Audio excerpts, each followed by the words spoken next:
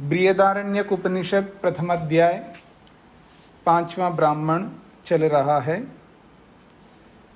मन, वाणी और प्राण, इनकी लंबी चर्चा करते हुए पृथ्वी और अग्नि का वाणी के साथ क्या संबंध है ये पीछे आपने सुना है।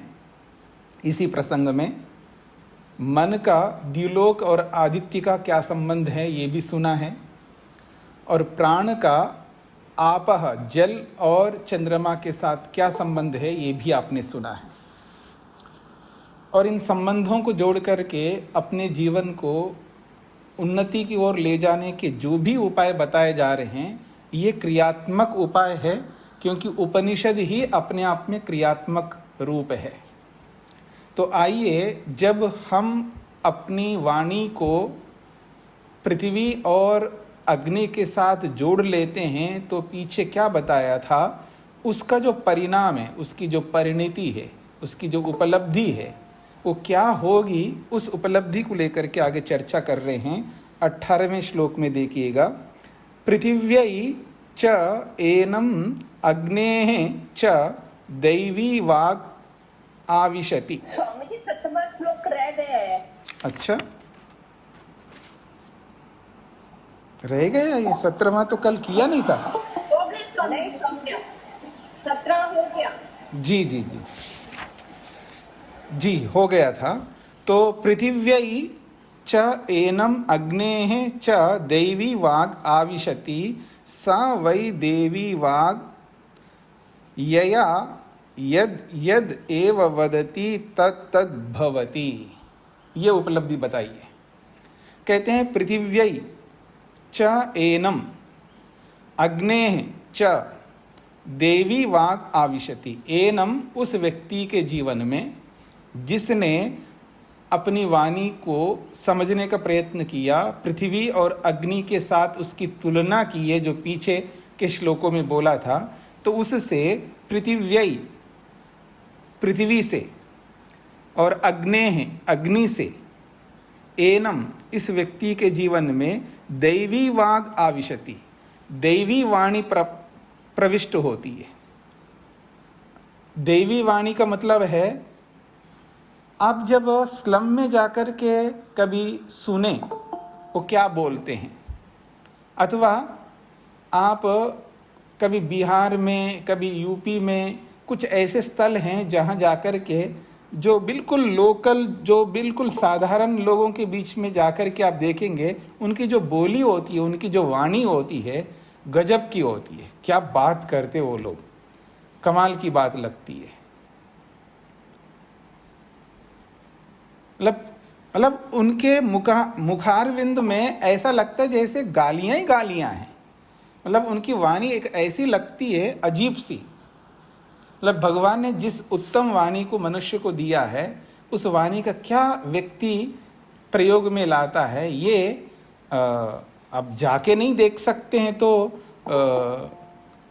आजकल तो क्या बोलते हैं आप, ये जो इलेक्ट्रॉनिक मीडिया है, अथवा ये आपका ये जो इंटरनेट है, आजकल के यूट्यूब हैं, इनसे भी आप समझ सकते हैं। पूरी दुनिया आपके सामने मोबाइल के सामने दिखाई देगी। तो वाणी जो होती है वो कैसी होनी चाहिए, ये हमें ये समझ में नहीं आ रही होती। जब हम इरिटेट होकर के या परेशान होकर के, या यूँ कहिए टेंशन में आकर के, अथवा गुस्से में आकर के, ईर्ष्या में आकर के, या किसी न किसी दोष से युक्त होकर के जब हम अपने लोगों के साथ वाणी का जो प्रयोग करते हैं, गजब का प्रयोग करते हैं, लेकिन यहाँ कहा जा रहा है जिसने पृथ्वी के साथ वाणी को, अग्नि के साथ वाणी को जोड़ करके अपने जीवन को समझता है तो उसको दैवी वाक प्राप्त होती है। स वै देवी वाक, उसी को दैवी वाणी कहते हैं। देवताओं को जो वाणी प्राप्त होती है, या देवता लोग, दिव्य जन, श्रेष्ठ जन जब अपनी वाणी का जब प्रयोग करते हैं तो कैसा प्रयोग करते हैं, उनकी वाणी कैसी होती है, ऐसी दैवी वाणी जो है उस व्यक्ति को प्राप्त होती है। यया, जिससे यद यद यद एव वदति, वो जो भी बोलता है, तत्तद भवति, वो हो जाता है उसके लिए, उसको देरी नहीं लगती। अर्थात यूँ कहना चाहिए जैसे योग में महर्षि पतंजलि ने एक बहुत बड़ी बात कही है, सत्य प्रतिष्ठायाम, जब उसकी सत्य की प्रतिष्ठा हो जाती है तो उसकी जो वाणी होती है अमोघ होती है, मतलब जो बोलता हो जाता है। अब वो ऐसे ही आंख मीच करके नहीं बोलेगा ना, आप इसको विकल्प में ले जा करके मन को अगर सोचेंगे तो समझ में बिल्कुल नहीं आएगा। आदमी अक्सर आप देखेंगे ना, आप देखिएगा प्राय करके व्यक्ति अपने मन को 99% जो है विकल्पों में लगाता है, तब जाकर के उसका जो दिमाग होता है तो उसका दिमाग उसी तरह बनता है जिससे कि उसको विश्वास ही नहीं होता है यथार्थ पर।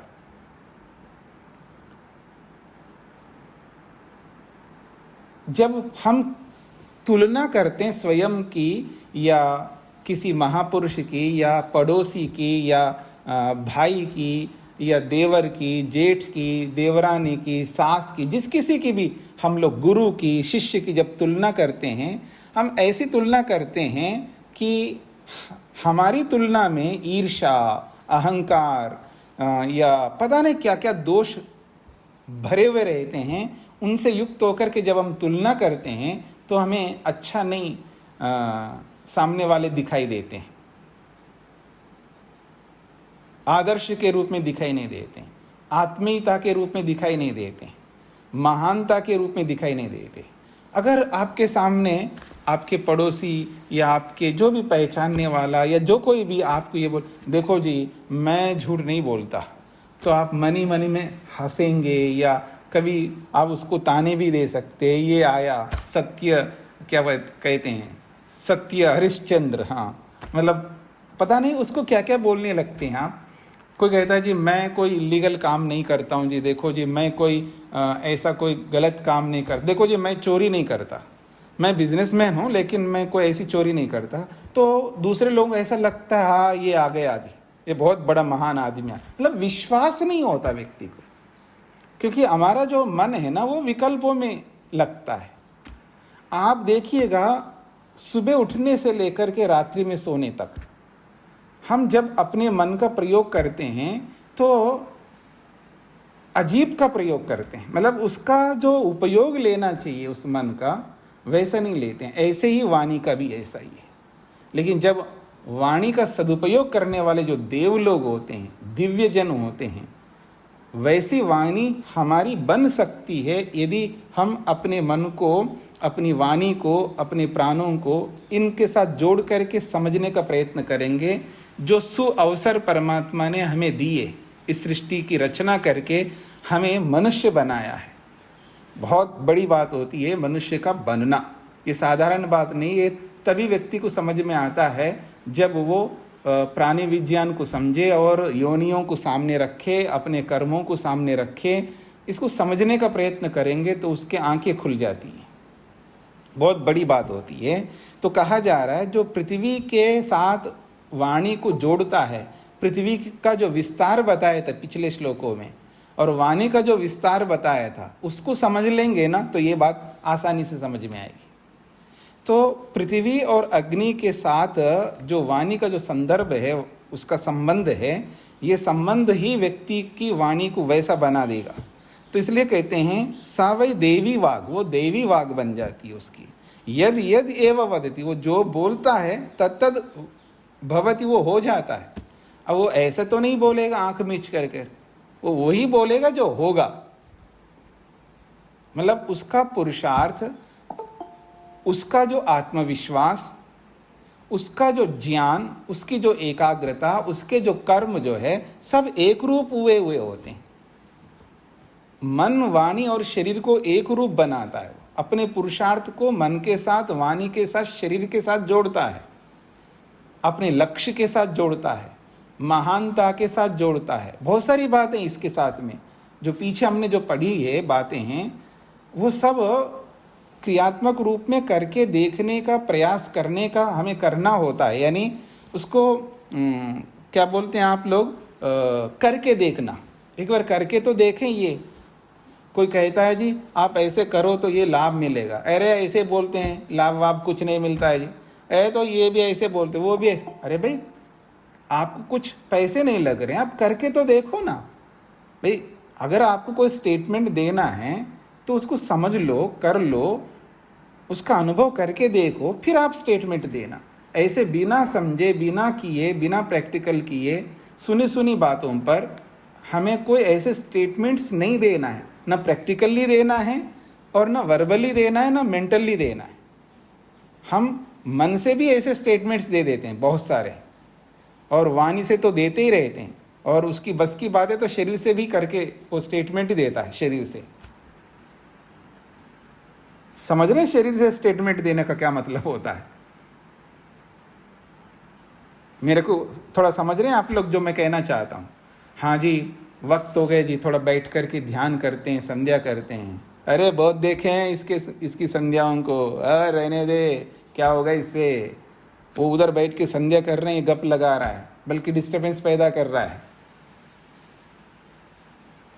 उसको समझ में नहीं आ रहा है, एक आदमी बैठ कर के कुछ तो कर रहा है, उसको सपोर्ट करने की बजाय उसको व्यवधान उत्पन्न करता है।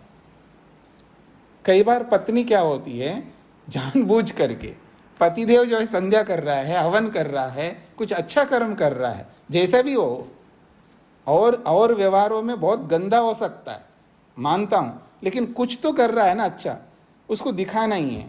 खट पट ये किचन में जाकर के ये करना, वो करना, पाँव का आहट करना, ऐसा कुछ ना कुछ उसको व्यवधान करना है पत्नी को। ऐसे ही पति को करना है अगर पत्नी करती है तो कहने का अभिप्राय है, हम सहयोग तो देने की तो दूर की बात है, बल्कि उसके अच्छे कामों में व्यवधान उत्पन्न करके समस्या पैदा करने के भी पता नहीं करते रहते हैं। हमें कुछ कई बार पता लगता है और कई बार पता भी नहीं लगता। तो ऐसी स्थिति में जब हमारा जीवन चलता है तो बहुत मुश्किल हो जाता है। तो इसलिए उस व्यक्ति की जो वाणी है वो दैवी वाणी बन जाती है। यदि वदति, जो बोलता है वो वैसे करता है, उसका वैसा होता ही है। हाँ जी मैं दूंगा तो देगा, हाँ जी मैं करूँगा तो करेगा। जो बोलेगा ना वो होता है उसके लिए, क्योंकि उसने जीवन को ऐसा बनाया। तब जाकर की बात कही जा रही है कि यद यद एव वदति तत्तद भवति, जो जो बोलता है वैसा वैसा वो हो जाता है। ये बोला है वाणी के विषय में। अब आते हैं मन के विषय में। दिवह च एनम आदित्यात् च दैवं मनः आविशति, तद वै दैवं मनः येन आनंदी एव भवति अथ न शोचति। बहुत बड़ी बात कही है, समझने वाली बात कही है कि कहते हैं दिवह च एनम आदित्यात् च, दो बातें कही है। देखिए 18वें श्लोक में भी पृथिव्यै अग्ने पंचमी विभक्ति का प्रयोग किया, यहाँ पर भी पंचमी विभक्ति का प्रयोग कर रहे हैं। दिवह ये पंचमी विभक्ति है और आदित्यात् ये भी पंचमी विभक्ति है। तो कहते हैं दिवह द्विलोक से, आदित्यात् आदित्य लोक से, एनम इस व्यक्ति को, दैवम मनः आविशति उसके अंदर दैव मन प्रविष्ट होता है, अर्थात उसका मन जो है देवताओं वाला मन बन जाता है। तद वै दैवम मनः, उसी को दैव मन कहते हैं। देवताओं वाला मन जो है, जैसे देवों का मन होता है वैसे उसका मन होता है।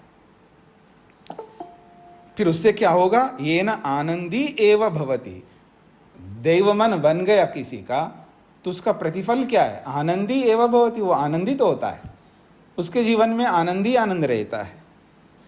फिर एक बड़ी बात कही है, अथ न शोचति, अब वो शोक नहीं करता, अब वो दुखी नहीं होता है। वो हताश नहीं होता, निराश नहीं होता है, परेशान नहीं रहता है, चिंतित नहीं होता है, शोक उसके जीवन में नहीं होता है। क्यों? आनंदी एवं भवति, उसका मन तो आनंदित रहता है। क्यों? उसका मन दैव मन बन गया है। क्यों? उसने द्युलोक के साथ और आदित्य के साथ अपना संबंध जोड़ा है। अपने मन को द्युलोक और आदित्य के साथ उसने जोड़ करके देखा। जैसे द्युलोक क्या काम करता है, सूर्य क्या काम करता है, वैसे ही काम मन से करना उसने स्टार्ट किया है। अब उसके मन में ईर्ष्या, द्वेष, अहंकार, उसको गिराना, उसको उठाना, जो भी मन के अंदर कूड़ा करकट भर करके आदमी जिस तरह का मानसिक कर्म करता है, अब वो कुछ नहीं करता है। जैसे हम लोग दुआ करते हैं ना, जैसे आजकल कोरोना का चल रहा है, किसी को कोरोना का पॉजिटिव होता है, उनके लिए हम लोग यही कहते हैं जी जल्दी से ठीक हो जाइए, ईश्वर आपको सद्बुद्धि दे, ईश्वर आपको जल्दी ठीक करे। अर्थात ईश्वर तो नहीं करेगा सीधा सीधा, लेकिन आपकी मानसिकता ठीक रखे, आप अपने मन का ठीक प्रयोग करें और आप अपने मनोबल को बढ़ा के रखें और आप डरे नहीं। ऐसे जो भी उनके लिए हम कुछ दुआ करते हैं, उनके लिए प्रार्थना करते हैं, अच्छी प्रार्थना जब हम करते हैं तो ऐसे ही लोग क्या करते हैं, वो भी प्रार्थना करते हैं, ये आगे ना बढ़े, देखो उसके घर में ऐसा हो जाए, उसकी गाड़ी का एक्सीडेंट हो जाए, ये डूब जाए व्यापार में, वो ऐसा हो जाए, ये मेरे से क्यों आगे बढ़ रहा है, इसको बढ़ने नहीं दूंगा। मतलब ऐसी ऐसी जो प्रार्थनाएं हम लोग करते रहते हैं।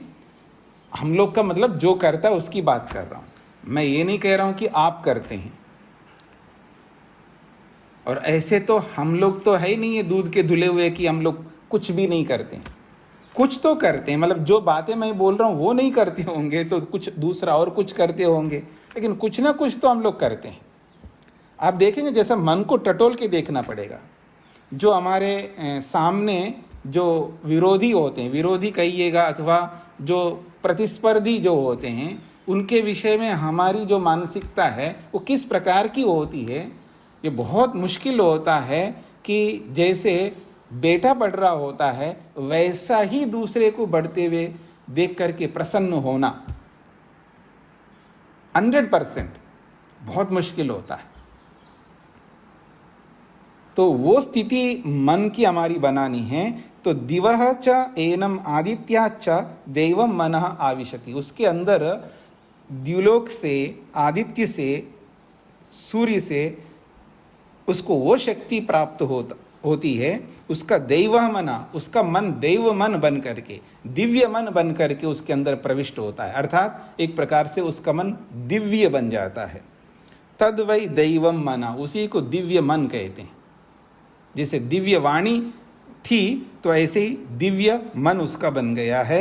एन आनंदी एव भवति, जिससे वो आनंदित रहता है, उसका मन हमेशा आनंदित रहता है, प्रसन्न रहता। आप किसी किसी को देखिएगा, लगता तो ऐसा ही कि वो साधारण व्यक्ति है, उसके बाद बहुत विशेष किताबीय नॉलेज नहीं है, उसके पास कोई बहुत अच्छी डिग्रियां, बहुत बड़ा स्कॉलर नहीं है वो, लेकिन जीवन उसका देखते हैं तो बड़ा खुश रहता है, प्रसन्न रहता है।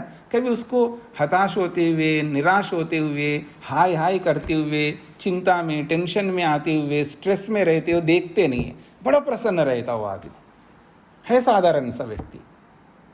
लेकिन उसने मतलब इतना नॉलेज नहीं है, फिर भी ऐसा क्यों है? तो उसने अपने जीवन को कर्म से ऐसा बनाया, कर्म से, क्रिया से। हाँ, कर्म जो है व्यक्ति को, साधारण व्यक्ति को भी बहुत बड़ा आदमी बना देता है। समझ लेना, नहीं समझ में आता है तो इतिहास को भी देख लेना। अब कबीर को देखिए, बहुत बड़ा पढ़ा लिखा स्कॉलर नहीं था, लेकिन उसका कर्म देखिएगा, जो भी इतिहास बताता है उसके अनुसार। म्यूट करके रखिएगा।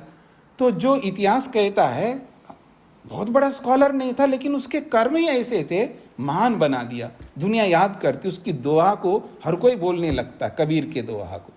कबीर एक साधारण आदमी नहीं था, क्यों? उसके कर्म ने वहां तक पहुंचा दिया।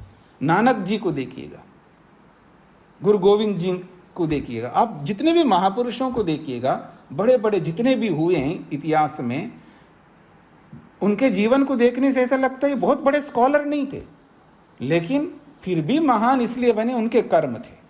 तो आज भी कोई साधारण आदमी भी हमको लगता है वो वास्तव में साधारण उस रूप में नहीं है, मतलब कर्मों की दृष्टि से तो महान है, लेकिन ज्ञान की दृष्टि से हो सकता है बहुत बड़ा ज्ञानी नहीं होगा, बहुत बड़े भक्त नहीं होगा, लेकिन कर्म उसमें ऐसे हैं कि वो बहुत मस्त रहता, प्रसन्न रहता, उसको कोई चिंता ही नहीं होती, ना उसको हार्ट अटैक होता है, ना उसको हार्ट प्रॉब्लम होता है, शरीर में कोई ऐसे शारीरिक कोई डिजीज ऐसे भी नहीं होते, साधारण से ढंग से बढ़िया रहता, खुश रहता है। वो उसने अपने कर्मों को, वो भले ही सामान्य कर्म करता है लेकिन ईमानदारी से करता है, किसी को दुख नहीं देता है, विशेषकर उसके अंदर मानवीयता है, मनुष्यता है, तो इस दृष्टि से वो ठीक ठाक रहने लगता है। और हम बड़े स्कॉलर होकर के, बड़े भक्त होकर के भी भक्ति के संदर्भ में कोई गलत नहीं हो सकता, लेकिन और विषयों में हम बहुत सारी ऐसी गलतियां कर देते हैं, भक्त होकर के भी हम जीरो रहते हैं, बहुत बड़े स्कॉलर होकर के, बहुत बड़े ज्ञानी बन कर के भी हम जीरो इसलिए रहते हैं क्योंकि ज्ञान के विषय में, नॉलेज के विषय में तो महान हो सकते हैं, लेकिन दूसरे विषयों में हम जीरो हो सकते हैं, इस वजह से हम आगे बढ़ नहीं पाते। तो वो स्थिति हमारे जीवन में ना आए, इसलिए वो कहते हैं मन को पवित्र बनाना है, दिव्य मन बनाना है, मन के अंदर कूड़ा करकट रखना ही नहीं किसी के भी बारे में, चाहे वो कोई वो विरोधी भी क्यों ना हो। इसलिए महर्षि स्वामी दयानंद कहते हैं शत्रु भी सामने खड़ा हो, उसका अनिष्ट मन से बिल्कुल नहीं करना है, क्योंकि वो शत्रु है, उसको आपको हराना है, उसको दंड देना वो आपका कर्तव्य है, क्योंकि आप क्षत्रिय हो, अब राजा हो, उसको दंड दो। अथवा आप हो या मैं हूं, जो कोई भी हमारे सामने दुष्ट शत्रु खड़ा है, तो उसके प्रति भी मनुष्यत्व, मानवीयता, उसके प्रति वो सब रखना है मन के अंदर, उसके प्रति कोई हानि नहीं सोचना है, पर दंड जो देना देना ही हमें उसको। इसका ये अर्थ नहीं है कि उसको छोड़ना है, उसके दुष्टत्व को बढ़ावा देना, ये नहीं कहना चाह रहा, उसके दुष्टत्व को तो रोकना है, समाप्त करना है, उसको जो दंड देना सब देंगे, लेकिन उसके प्रति गुस्सा, उसके प्रति शत्रुता, मानसिक रूप से उसके प्रति उसकी हानि, उसके लिए धिक्कारना, ये नहीं होना था। उसके प्रति दया रखते हुए उसको दंड देना भगवान का यही काम होता है, तो छोड़ता किसी को नहीं है। उसको न्यायकारी भी कहते हैं, उसको दयालु भी कहते हैं। ये यही है उसकी दया है कि उसको दंड भी खूब देता है। भगवान जितना दंड कोई दुनिया में दे ही नहीं सकता, इतना दंड देता है भगवान, फिर भी वो दया करता है उसके प्रति। तो वो भाव हमारे मन में होने चाहिए, तब जाकर के हम आगे बढ़ेंगे। इसलिए दिव्य मन बनाना है हमारा, तब जाकर के हम आनंदित रहेंगे और न शोचती, फिर शोक नहीं करेंगे, किसी भी बात को लेकर के कोई दुख नहीं मनाएंगे, मातम नहीं बनाएंगे, शोक तो रहेगा नहीं जीवन में। ऐसा मन अपने आप को बनाना होता है। आगे बढ़ते हैं, कहा जा रहा है अद्भ्यः च एनम चंद्रमसः च दैवः प्राणः आविशति। वो कहते हैं अद्भ्यः जल से, चंद्रमसः चंद्रमा से, एनम इस व्यक्ति को, दैवः प्राणः आविशति उसके अंदर दैव यानी दिव्य प्राण उसको प्राप्त होता है। स वै दैवः प्राणः यह संचरन् च असंचरन् च न व्यथते। बड़ी बात कही है, कहते हैं स वै दैवः प्राण, उसको जो दिव्य प्राण प्राप्त होता है, यह संचरण भले वो काम कर रहा है, असंचरन् च अथवा कहीं काम नहीं कर रहा है किसी कारण से, न व्यथते फिर भी वो व्यक्ति थकता नहीं है। न व्यथन का मतलब है थकना, और न व्यथते वो थकता नहीं है। आप देखेंगे ना, आदमी जैसे ओवरवेटेड जब होता है व्यक्ति, शरीर में भार ज़्यादा होता है, थोड़ा ज़्यादा चलेगा तो भी हाँफने लगता है। थोड़ा दौड़ तो क्या लगा पाएगा, मान लो जॉगिंग भी करना पड़े कहीं किसी मुसीबत के कारण से, थोड़ा सा जाकर के फिर हाँफने लगता है व्यक्ति, सीढ़ियाँ चढ़ कर के हाँफने लगता है। उसका जो श्वास प्रश्वास की जो गति है वो बिल्कुल अव्यवस्थित हो जाती है। उसका जो रेस्पिरेटरी सिस्टम है ना, वो प्रॉपर वे में काम नहीं कर रहा होता है, उसके प्राण उसके अधिकार में नहीं हो रहे होते हैं। तो इसलिए कहा जा रहा है दिव्य प्राण उसको जब प्राप्त होता है, भले वो संचरण यानी लगता है कि सांस चल नहीं रहा है, फिर भी वो थकेगा नहीं, किसी कारण से सांस में कोई दिक्कत भी आ जाए, दिक्कत का मतलब है कई बार हम ऐसी जगह फंस जाते हैं, वहाँ सांस नहीं ले पा रहे होते हैं, ऑक्सीजन की कमी हो रही होती है। जैसे पहाड़ों में बहुत ऊंचा जब जाते हैं ना, ऑक्सीजन का लेवल थोड़ा कम हो जाता है, तो वहाँ परेशानी होती है। उस आदमी को नहीं होगी परेशानी, क्योंकि उसका दिव्य प्राण है, उसने प्राणों पर अधिकार प्राप्त कर लिया, उसने अपने प्राणों पर विजय प्राप्त कर लिया है। तब जाकर के न व्यथते, वो फिर थकता नहीं है, न रिष्यति, न उसको दुख होता है प्राणों के कारण से, न उसके प्राण नष्ट होते हैं। रिष्यति का मतलब नष्ट होना भी होता है, यह दुखी होना भी होता है, यह दुख देता है ऐसा भी, न दुख देगा न नष्ट होगा, बिल्कुल प्राण वैसे का वैसा रहेगा।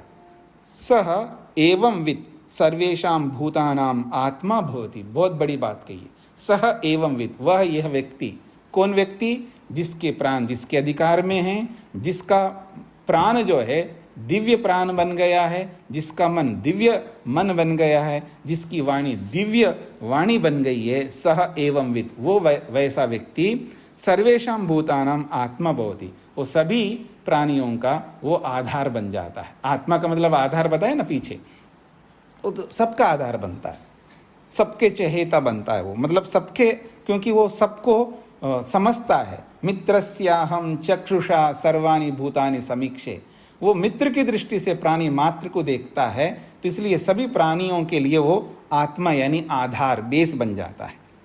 यथा च कह रहे हैं, यथा एषा दैवता एवं स, यथा एषा देवता, जैसे ये प्राण रूपी देवता है, जैसे प्राण जो है सबके चहेता है, हाँ, कोई नहीं छोड़ना चाहेगा प्राण को, मतलब कोई भी इंद्रिय जो है प्राण को नहीं छोड़ना चाहेगी।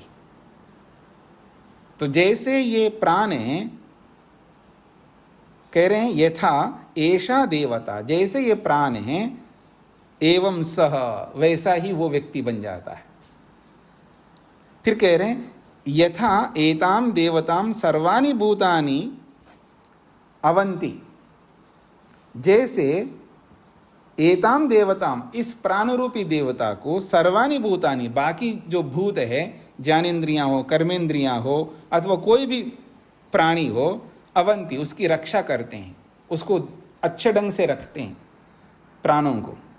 एवं एवं विद सर्वाणि भूतानि अवंती, ऐसे ही इस व्यक्ति को, जिसने अपनी वाणी को दिव्य बना लिया, अपने मन को दिव्य बना लिया, अपने प्राणों को दिव्य बना लिया है, एवं विद, ऐसे व्यक्ति के लिए भी सर्वाणि भूतानि अवंती, सारे प्राणी जो है उसकी रक्षा करने में लगे रहते हैं। महान आदमी होता है, श्रेष्ठ व्यक्ति होता है, तो उसको सुरक्षित रखने के लिए हर प्रकार से जनता भी प्रयास करती है, उसके अनुयायी भी प्रयास करते हैं, और सभी प्राणी जो है उसको सुरक्षा प्रदान करते हैं। कहते हैं यदु किंच इमा प्रजाः शोचन्ति, यद उ किंच इमाः प्रजाः शोचन्ति, अमा एव आसाम तद भवति, पुण्यम एव अमुम गच्छति। बहुत बड़ी बात कही है, समझने वाली बात है। वो कहते हैं यदि किसी कारण से, इमाः प्रजा शोचन्ति, यदि प्रजा जो है, उसकी जो भी प्रजा है, या उसके अनुयायी के रूप में, या उसका अनुकरण करने के रूप में जो भी प्रजा उसकी है, वो अगर शोकग्रस्त भी हो जाते हैं, यानी वो दुखी रहते हैं, आसाम तद भवति, उन्हीं को दुख होगा, उन्हीं को कष्ट होगा। पुण्यम एवं अमुम गच्छति, पर उस व्यक्ति को तो पुण्य ही प्राप्त होगा, उस व्यक्ति को पाप कभी जुड़ेगा नहीं उसके जीवन में, उसको पुण्य ही मिलेगा। उसकी प्रजा दुखी हो रही है, उसकी प्रजा को कष्ट हो रहा है, लेकिन उसको कष्ट प्राप्त नहीं होगा, उसको पुण्य ही प्राप्त होगा। कई बार अविद्या के कारण से भी आदमी रोता है ना, दुखी होता है। कह रहे ना यदु किंच इमा प्रजा शोचंती, यदि किसी कारण से ये जो प्रजा है वो शोचंती, वो शोकग्रस्त हैं, शोक करते हैं। कैसे, कई बार जैसे किसी के पास हम जाते हैं, वो बहुत ज़्यादा इमोशनली इतना अटैच्ड हो जाता है किसी के साथ में, और फिर उसको छोड़ करके वो जब जाने लगता है तो रोने लगता है व्यक्ति, आंसू निकालता है, रोता है, और उसको कहता है कि आप मत जाइएगा, आपके होने से बहुत ऐसा है वैसा है, वो शोक रोने लगते हैं। लेकिन वो दिव्य पुरुष जो है, वो दिव्य व्यक्ति है, वो रोता नहीं है। रोते तो वो है प्रजा उसकी, लेकिन वो नहीं रोता। किसी कारण से प्रजा को कष्ट हो रहा है, लेकिन उसको नहीं होगा कष्ट, उसको तो पुण्य ही प्राप्त होगा, क्योंकि उसने काम ही ऐसा किया। ये बात कही जा रही है। फिर देखिएगा, यद उ किंच इमाह प्रजा, यदि किसी कारण से इमाह प्रजा, इस प्रजा, ये जो प्रजा है, शोचंती, वो शोकग्रस्त हो जाती है, अमा एव आसाम तद्भवती, उन्हीं को वो कष्ट होता है, उन्हीं को वो दुख मिलता है। पुण्यम एव अमुम गच्छति, लेकिन इस व्यक्ति को तो पुण्य ही प्राप्त होता है।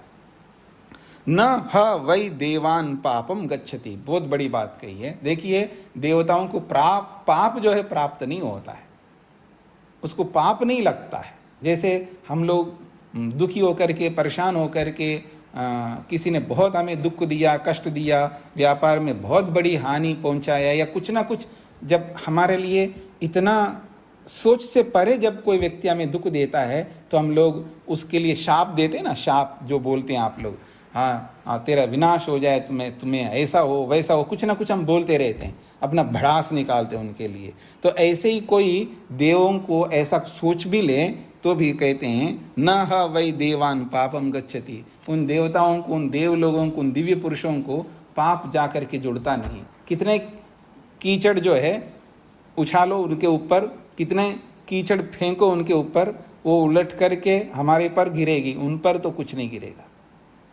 ऐसा समझ लीजिएगा, यही कहना चाहते हैं यहाँ पर। अब आगे बढ़ते हैं।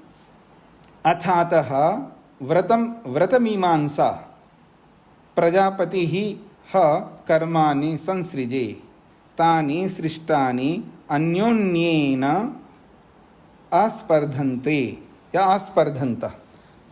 तो कहते हैं अथात व्रतमीमांसा, अब व्रत की मीमांसा करते हैं, व्रतों के बारे में व्रत की चर्चा कर रहे हैं।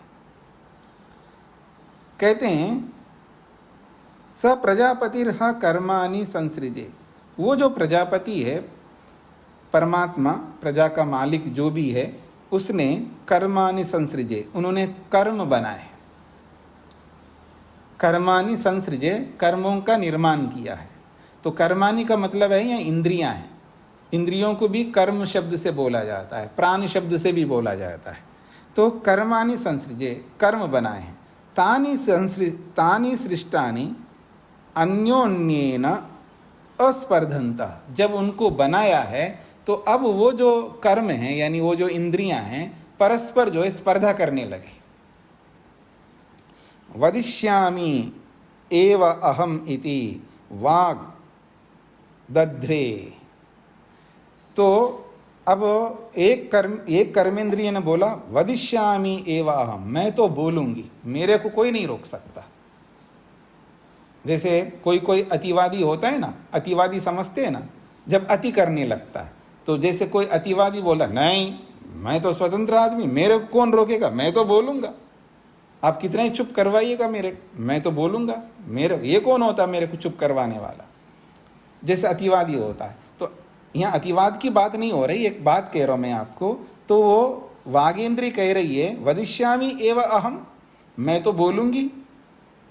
वाग दद्रे, तो कहते हैं वाणी ने दद्रे व्रत लिया, व्रत धारण कर लिया, मैं तो बोलूंगी, ऐसा उसने अपना व्रत ले लिया। द्रक्ष्यामि अहमिति चक्षु, और नेत्रों ने जो है उन्होंने भी व्रत लिया है कि द्रक्ष्यामि अहम, हम तो देखेंगी। श्रोष्यामि अहमिति श्रोत्रम, और कान भी व्रत ले रहे हैं कि हम तो सुनेंगे ही। एवमेव अन्यानि कर्माणि यथा कर्मा, इसी प्रकार बाकी सब इंद्रियां जो है अपने अपने अनुसार, अपने अपने स्वभाव के अनुसार सब ने अपना व्रत ले लिया, सभी इंद्रियों ने अपने अपने व्रत ले लिया। यथा कर्मा, जैसे जैसे उनके कर्म है, जैसे जैसे उनके काम है, उसके काम के हिसाब से सब लोगों ने अपने अपने व्रत ले लिया। तानि मृत्यु श्रम भूत्वा उपयेमे, तानि, उन सब इंद्रियों को मृत्यु ने श्रम बन करके, श्रम कहते थकावट, मृत्यु ने क्या किया, सीधा जाकर के मार नहीं सकती मृत्यु, हर किसी को ऐसे नहीं मार सकती। मृत्यु तभी आती है जब हमारे में कमी हो जाए। हाँ, याद रखना, समझने का प्रयत्न करना। आप रास्ते दोगे ना तो मृत्यु आ जाएगी, आप रास्ते नहीं दे रहे हैं उसको तो वो आ नहीं सकती। जैसे मोटी भाषा में कहते हैं आ बैल मुझे मार। आदमी जो है ना कई बार ऐसे भी काम करता है, अपने ही हाथों से वो कर लेता है। तो यहाँ बोला जा रहा है तानी मृत्यु श्रम भूत्व उपये में, मृत्यु जो है ऐसे तो मार नहीं सकती इंद्रियों को, तो श्रम बन करके मृत्यु जो है अपने स्वरूप को बदल दिया, थकावट के रूप में अपने स्वरूप को बना करके उपये में, उनके अंदर जो है श्रम भूत्वा उपये में, उनके अंदर घुस गई मृत्यु। तानी आपनोत, उन सब इंद्रियों को प्राप्त हो गया। तानी आप्त्वा मृत्यु अवारुद्धः, तानी प्राप्त्वा, उन सब इंद्रियों को मृत्यु जो है श्रम के रूप में प्राप्त होकर के अवारुद्ध, अब इंद्रियों को रोकने लगे। तस्मात्, तभी से लेकर के क्या होता है, शाम्यति एव वाक्, तभी से लेकर के बोल बोल करके वाणी जो है थक जाती है। कब तक बोलेगा आदमी? इसी कारण से मृत्यु ही श्रम बन करके उसके अंदर प्रविष्ट हो गई, इसलिए आदमी बोल बोल के थक जाता है। इसलिए कह रहे हैं तस्मात्, तब से लेकर के श्राम्यति एव वाक्, वाणी जो है थक जाती है। श्राम्यति चक्षु, देख देख करके आंखें भी थक जाती हैं। श्राम्यति श्रोत्रम, सुन सुन करके कान भी थक जाते हैं। अथ इमम एव न आपनोत, लेकिन सबको मृत्यु ने घेर लिया है श्रम बन करके। फिर कह रहे हैं इमम एव न आपनोत, इस प्राण में प्रविष्ट नहीं हो सकी मृत्यु जो है, प्राण के अंदर नहीं जा सकी। इसलिए कह रहे हैं इमम एव न आपनोत यो अयम मध्यमः प्राणा, जो इनके बीच में प्राण के रूप में विराजमान हैं, वो जो प्राण के रूप में विराजमान हैं, वो उसके अंदर ये मृत्यु श्रम बन करके प्रविष्ट नहीं कर पाई। तानी ज्ञातुम दध्रिरे, फिर ये इंद्रियों ने क्या सोचा कि हम सब में ये मृत्यु आकर के घेर लिया है, हम सबको थकाती है मृत्यु। लेकिन तानी, ये जो इंद्रियां हैं, उन्होंने सोचा है ज्ञातुम दध्रिरे, उसको जानने का प्रयास किया है प्राण को, कि आखिर ये क्यों नहीं थकता है। अयम वै न श्रेष्ठ यह संचरंच असंचरंच न्यव्यथते अथ न रिष्यति। तो उन्होंने समझने का प्रयत्न किया, ओहो यही बात है, ये हम में से श्रेष्ठ है ना। अब जो श्रेष्ठ होता है अपना प्रबंध करता है। हाँ, साधारण आदमी प्रबंध नहीं कर पाता। जो बुद्धिमान होता है, श्रेष्ठ होता है, समझदार होता है, वो हर प्रकार का प्रबंध करता है वो। ठीक है जी। तो यही बात यहाँ पर कही जा रही है। मेरे को ह्यूस्टन की एक बात याद है, इसलिए मैं हंस रहा था। वो तो क्या बताऊँ मैं आपको, तो यहाँ समझने का प्रयत्न करिएगा। वो कहते हैं अयम वै न श्रेष्ठा, हम में से यही तो श्रेष्ठ है ये प्राण। यह संचरंच असंचरंच न व्यथते, ये भले कितना ही काम करता रहे प्राण, पर नहीं थकता। और अथ न रिष्यति, न नष्ट होता है, न दुखी होता है, न परेशान रहता है। हंता अस्य एव सर्वे रूपम असामा, वो कहते हैं हंता, बड़े सौभाग्य की बात है हमारी कि जब ये थकता नहीं है, नष्ट नहीं होता है, तो ऐसा क्यों ना करें हम लोग। इंद्रियां कह रही हैं कि हंता, बहुत बड़ी बात है, अस्य एव सर्वे रूपम असामा, हम इसी का रूप धारण कर लेना, प्राण का ही रूप धारण कर लेते हैं हम लोग भी, ताकि हम लोग भी ऐसे हो जाएंगे जैसे प्राण है। ऐसा वो इंद्रियों ने सोचा है। ते एतस्य एव सर्वे रूपम अभवन, तब से लेकर के वो इंद्रियां भी इन्हीं का रूप धारण कर लिया है। तस्माद् एतेन आख्यायन्ते प्राणाः इति, तब से लेकर के इन्हीं के नाम से ये बोले जाते हैं। प्राणों के नाम से भी इनको बोला जाता है। प्राण शब्द से इंद्रियां भी अब अर्थ लेते हैं ना हम लोग, प्राण का मतलब इंद्रियां भी होती है। तो तब से लेकर के इनको प्राण भी कहने लगे। तेन ह वाव तत्कुलम आचक्षते यस्मिन कुले भवति। तेना तब से लेकर के निश्चित रूप से तत्कुलम आचक्षते, उसी के कुल को कहते हैं यस्मिन कुले भवति। वो जिस कुल में रहता है उसको भी उसी कुल वाला कहते हैं, उसको दूसरा कुल नहीं कहेंगे। मान लो कोई मान लीजिएगा ब्राह्मण के घर में कोई आकर के रहने लगता है, सालों हो गए उसको रहते रहते, अब उसको ब्राह्मण ही कहने लगेंगे। ब्राह्मण के कुल में रह रहा है, वहीं खा रहा है, उन्हीं के साथ सो रहा है, उन्हीं के साथ सारे काम कर रहा है, जैसे वो कर रहे हैं वैसा वो कर रहा है, तो उसको क्या कहेंगे? ब्राह्मण ही तो कहेंगे। वो पढ़ते हैं तो वो भी पढ़ रहा है, वो हवन करते हैं तो ये भी हवन कर रहा है, वो संध्या करता है तो ये भी संध्या कर रहा है। जो ब्राह्मण कर रहा है वो दूसरा आदमी भी वही कर रहा है, तो उसको भी ब्राह्मण कहेंगे ना। तो जिस कुल में वो निवास करता है उसी कुल वाला ही कहेंगे उसको। तो ऐसे ही प्राणों के कुल में ये रहने लगे इंद्रियां, तो उसको भी प्राण कहने लगे, इसका ही अभिप्राय है। ऐसे ही यह एवं वेदा, जो कोई भी व्यक्ति इन बातों को ऐसे समझने लगे तो वो भी उसी प्रकार बन जाएगा। अगर किसी को ब्राह्मण बनना है तो वो ब्राह्मण के कुल में जाए। हाँ, किसी को विवेकी बनना है तो विवेकी के कुल में जाए, किसी को वैराग्यवान बनना है तो वैराग्यवान के कुल में जाए। हाँ जी, किसी को मेरे कुल में आना है, मेरे बिरादरी में आना है, देखो मैं दिखा रहा हूँ, तो आ जाए हमारे कुल में भी, ठीक है जी, स्वागत है आप सबका। तो कहने का अभिप्राय है जिस कुल में जो रहता है वो वैसा ही बन जाता है। शराबियों के कुल में जाकर के बैठ जाओ जी, उनके संगति में बैठते रहना रोज सालों तक, आप भी शराबी कहलाएंगे, भले नहीं पीते। सड़क पे जाने वाले अरे शराबी बैठे हैं, आप उनको क्या पता है उनके बीच में आप शराब ना पीने वाले हो। तो ठीक यही स्थिति है हमारे जीवन में। तो कहा जा रहा है याहु एवं विदा स्पर्धते अनुशिष्यत, कह रहे हैं अनुशिष्य एव अंततः म्रियते इति अध्यात्मम। एक और बात कह रहे हैं तेन ये तो हो गया, याहु एवं विदा स्पर्धते, या जो कोई भी व्यक्ति एवं विदा, ऐसे ज्ञानी व्यक्ति, ऐसे दिव्य पुरुष व्यक्ति के साथ स्पर्धा करने लग जाए। कई बार पुण्यात्मा से भी उलझने लगते हैं कुछ लोग, अच्छे आदमी सज्जन पुरुषों से भी उलझने लगते हैं।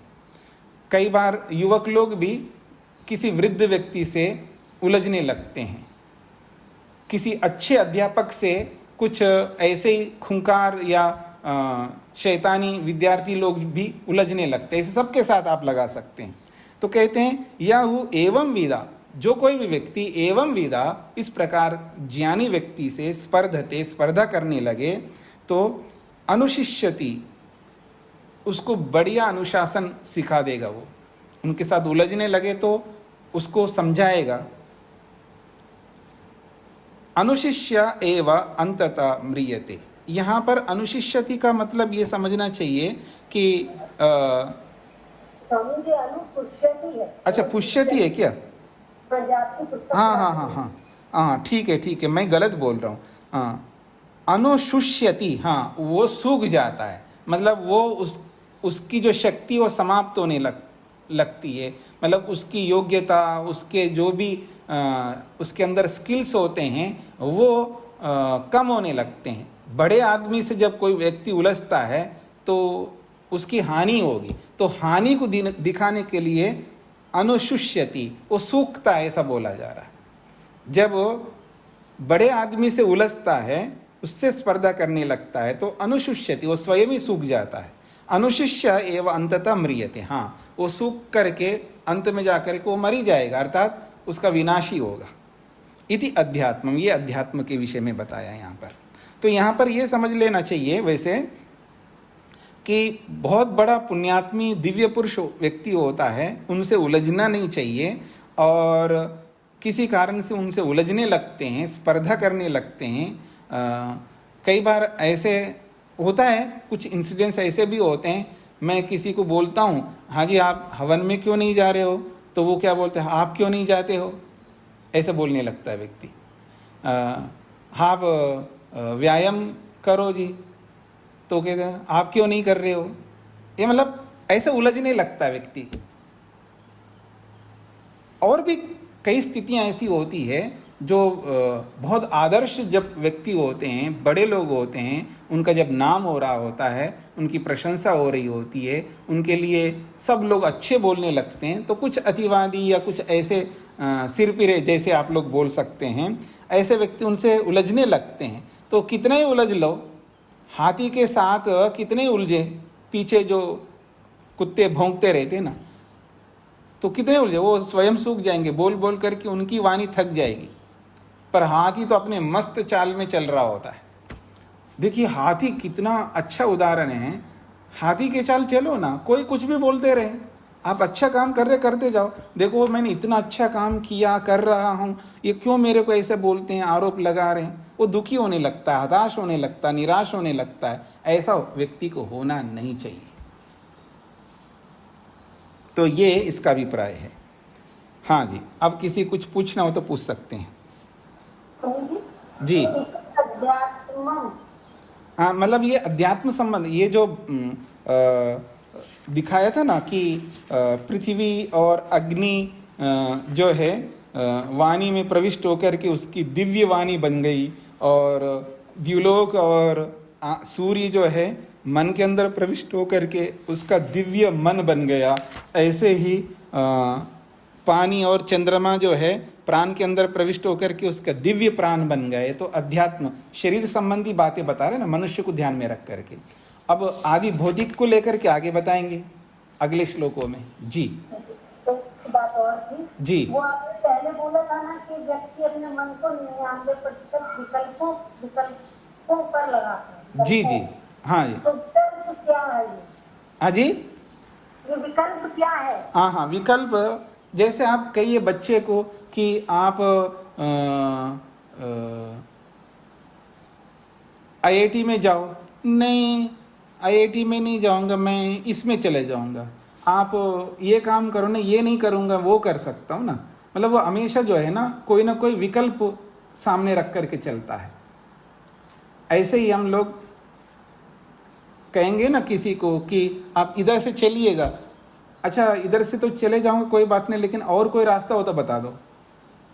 उसको एक रास्ता बोला है, उस रास्ते में ही जा नहीं रहा है, अब उसके मन में दूसरा आ रहा है कि और कोई रास्ता हो तो बता दो, शॉर्टकट बता दो। और मतलब वो आदमी मन को उसमें नहीं लगा रहा है, जो लक्ष्य है, जो उद्देश्य है। इन विकल्पों में मन को लगा कर कितना टाइम वेस्ट करता है, अपनी शक्ति को कितना ह्रास करने लगता है व्यक्ति।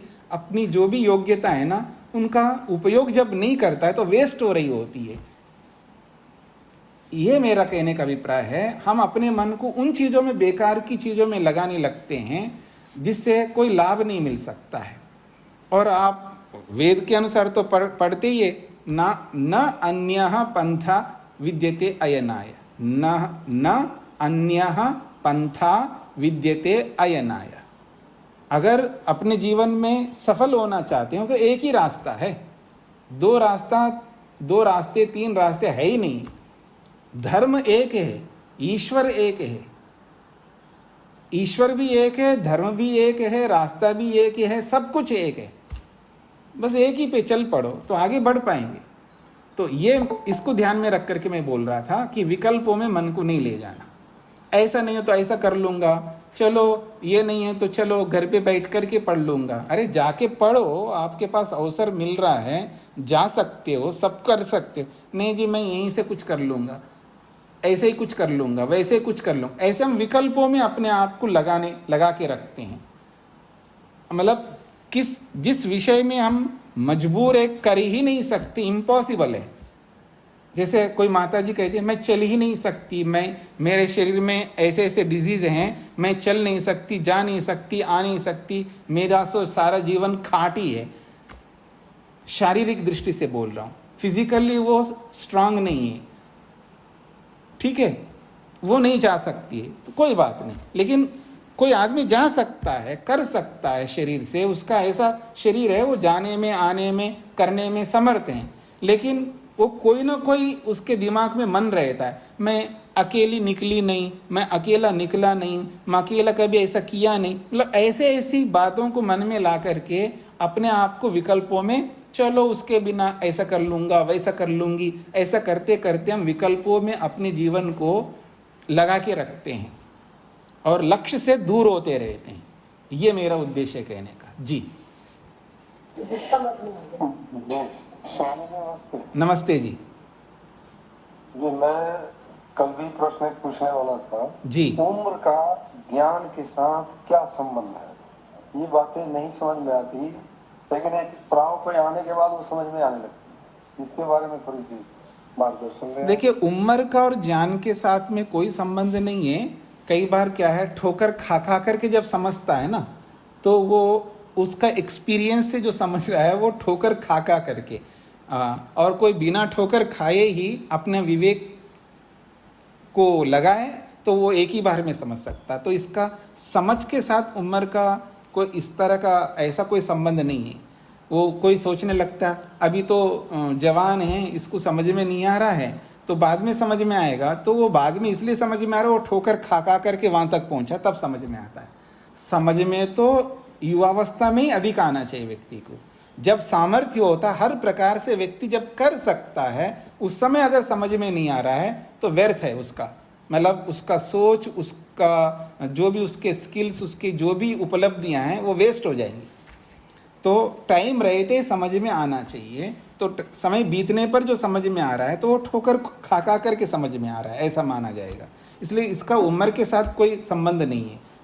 उम्र के साथ का मतलब मैं ये नहीं कहना चाह रहा हूँ कि 5 साल का बच्चा ये सब कर लेगा, होता वहाँ तो उम्र है, लेकिन जो हम किशोर अवस्था से ऊपर उठ चुके हैं, युवावस्था में आ चुके हैं, तो जब हमारा समझ बन चुका है तब से लेकर के बुढ़ापे तक हमें कोई उम्र काम नहीं आएगा। वहाँ पर समझ का यूज़ करना, यानी जो इन्फॉर्मेशन हमको मिल गया है, जानकारी मिल गई, उसके यूज़ पर डिपेंड करता है।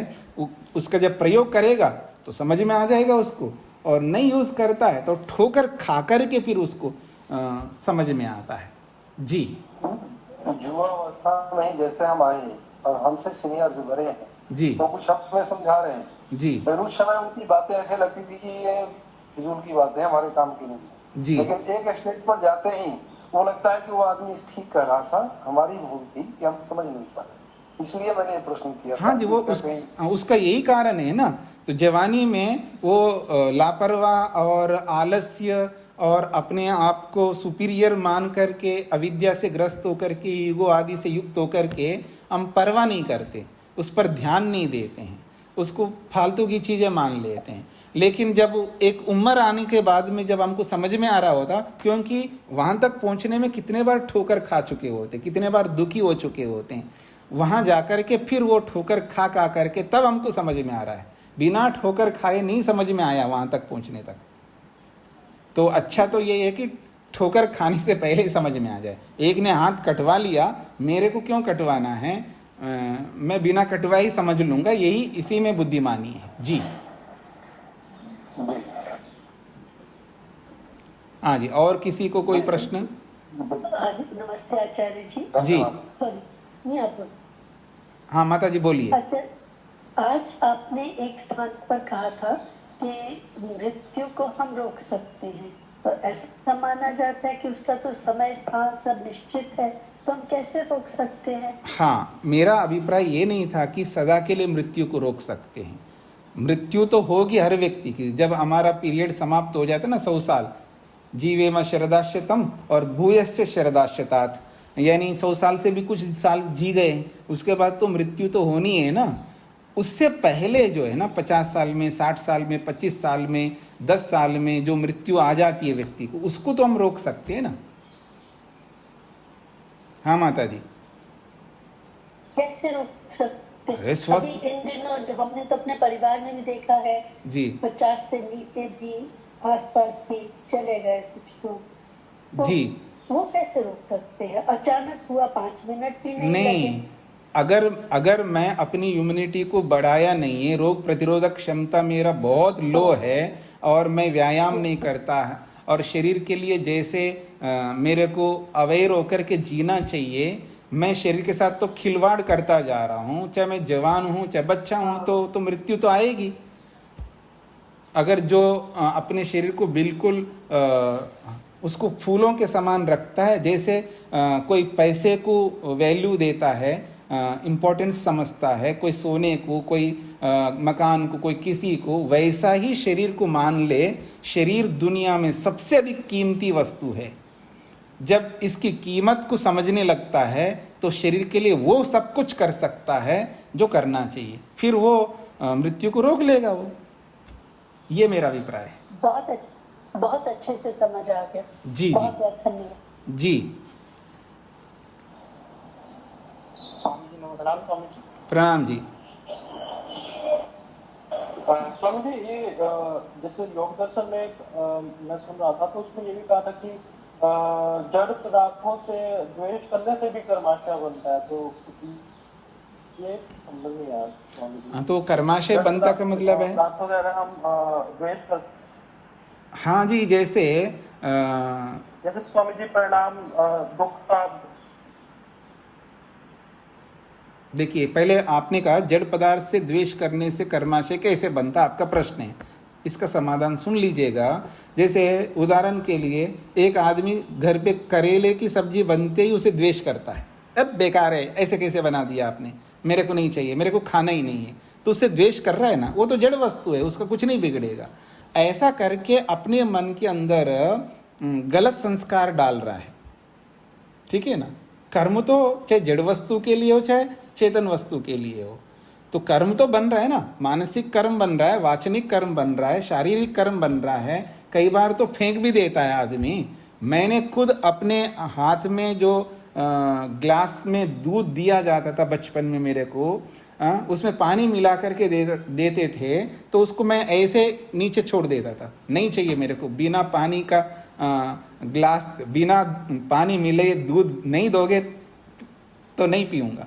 तो वो होता नहीं था ऐसा, दूध की कमी कही है या जो भी कारण है, वो पानी मिलाना ही था उनको। मैं कहता था कि मेरे को आप आधा गिलास से भी कम दो दूध, लेकिन बिना पानी का दो, लेकिन नहीं मानते थे, उनका स्वभाव बना है, तो कई बार नीचे फेंक दिया। तो शरीर से भी तो हम करते हैं ना, धिक्कार करते हैं, द्वेष करते हैं, तो ये सब कर्माशय बनेगा हमारा। जी हाँ, विशाल जी कुछ बोलना चाह रहे थे। स्थान के विषय में अगर। हाँ, स्थान, देखिए स्थान भी तो जड़ है ना, नहीं बेकार जगह है, मैं नहीं जा सकता वहां पर। द्वेष करके अपने मन को खराब करता है ना व्यक्ति, ये भी कर्माशय है ना। गलत संस्कार पड़ रहा है तो ये कर्म बन रहा है, तभी तो गलत संस्कार बन रहा है ना हमारा। कोई स्थान से द्वेष करता है, कोई खाने से द्वेष करता है, कोई कपड़ों से द्वेष करता है, कोई पता नहीं किस किस जड़ वस्तु को ध्यान में रख करके। तो जड़ या चेतन जिससे भी हम द्वेष करेंगे, सबके कर्म बनते हैं, सबके कर्माशय बनते हैं। जी हाँ, विशाल जी कुछ बोल रहे थे। जी नमस्ते स्वामी जी। जी नमस्ते। स्वामी जी, एक प्रश्न था कि जब हम ध्यान करते हैं तो उसमें जो कर्ता है हमको कहा जाएगा कि उसमें भी कर्ता आत्मा रहेगा? देखिए, कर्ता का मतलब ये है जो फील करने वाला है, अनुभव करने वाला है ना, सुख या दुख का, वही कर्ता माना जाएगा। लेकिन जड़ वस्तु को भी कर्ता बोला जाता है। जैसे सांख्य ने मन को कर्ता बना है, अहंकार को कर्ता माना है। तो कर्ता, जैसे गाड़ी को भी हम कर्ता बोले, गाड़ी बहुत अच्छी चलती है, तो ये कथन के लिए होता है कर्ता, व्यवहार में ऐसा प्रयोग चलता है। लेकिन वास्तव में रियल कर्ता तो, मुख्य कर्ता तो जीवात्मा ही है, जो कि जिसको सुख या दुख रूपी फल का अनुभव करना है, वही करता है। जी जी स्वामी जी, तो जो भी बेनिफिट्स हमें बताए जाते हैं कि ध्यान करने से ये बेनिफिट होते हैं, वो अंततः जो हम मुख्य करता है आत्मा को, उसी को बेनिफिट हो रहे हैं, बेनिफिट उसी को मिलेगा। मुख्य कहिए जो भी है, यानी सुख या दुख के रूप में जो अंतिम सुख अंतिम दुख जो प्राप्त होता है वो आत्मा को ही होता है। लेकिन शरीर को भी दुख होता है, इंद्रियों को भी दुख होता है। इंद्रियां भी खराब होती है तो दुख उनको भी मिल रहा है। शरीर कट रहा है, पिट रहा है, शरीर में पेन हो रहा है तो भी दुख शरीर को भी होता है ना, तो दुख शरीर को भी मिलता है और सुख शरीर को भी मिलता है, इंद्रियों को भी मिलते हैं सुख दुख और मन को भी मिलते हैं, ऐसा आत्मा को भी। लेकिन अंतिम जो फीलिंग्स जो है सुख या दुख की जो अनुभूति है, चाहे शरीर को सुख हो तो भी अनुभव आत्मा करता है, शरीर को दुख मिले तो भी आत्मा को होता है। तो अंतिम जो मुख्य जो करता है वो जीवात्मा ही है जी। तो जो लाभ ध्यान करने से मन के लिए बताए गए हैं वो मन के लिए ही बताए गए हैं। अंततः सुख मिलेगा आत्मा को, लेकिन वो मन के लिए जो लाभ है वो मन को होंगे, क्योंकि आपने बताया कि जो सजीव नहीं है उसको भी सुख मिल सकता है, मन को, वाणी को। हाँ, जब इंद्रियां प्रसन्न होती है ना, मतलब जैसे कोई व्यक्ति मन पसंद का खाना मिलता है तो उसकी रसनेन्द्रिय तृप्त होती है, हाँ, सब इंद्रियां तृप्त हो जाती है ना। तृप्त का मतलब वो लॉन्ग वे में तृप्ति नहीं बोल रहा हूँ मैं, तात्कालिक जो तृप्ति मिलती है तो इंद्रियों को भी तो मिलती है। जी स्वामी जी जी जी, समझ आ गया, धन्यवाद सर। जी जी जी। तो इसको यहीं पर विराम देते हैं जी।